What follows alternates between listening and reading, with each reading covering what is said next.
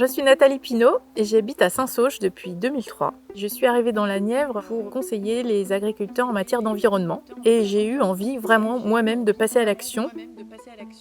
Alors j'ai décidé de me poser, d'ouvrir mes écoutilles, d'ouvrir tous mes sens et de me dire mais qu'est-ce que j'ai autour de moi qui puisse être valorisé.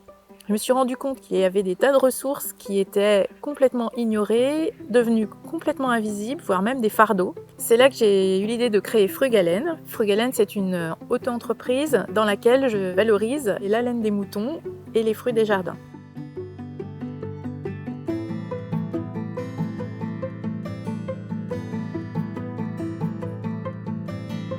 D'abord, la laine des moutons de mon compagnon, parce qu'il élève une petite troupe de brebis. Quand on regarde de plus près, c'est une matière qui a été complètement oubliée et qui n'est plus utilisée à sa juste valeur. Alors du coup, moi j'ai décidé de la valoriser localement.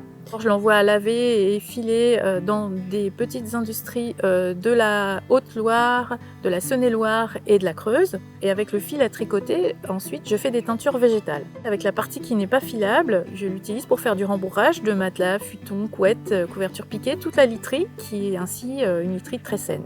Ensuite, comme je voulais avoir plusieurs cordes à mon arc, j'ai décidé de valoriser les fruits des jardins des particuliers. Donc alors là, je travaille en circuit hyper court, c'est-à-dire je vais chercher les fruits chez les gens où ils me les apportent.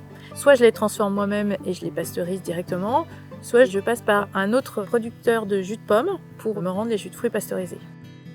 Je me sens vraiment en totale harmonie avec mes valeurs, j'ai fait vraiment ce que j'aime faire. Je pense qu'il faut oser sortir de sa zone de confort qui n'est pas si confortable que ça et qui nous rend quand même assez aveugles. Et je pense qu'on peut chacun trouver son chemin et sa solution écologique.